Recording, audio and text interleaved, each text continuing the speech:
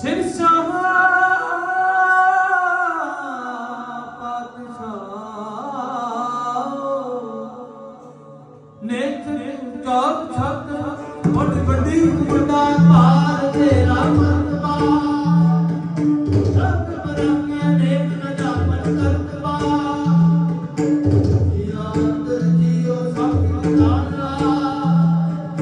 ਸਭ ਕਿਛ ਤੇਰੇ ਵਸ ਤੇਰਾ ਕਰ ਭਲਾ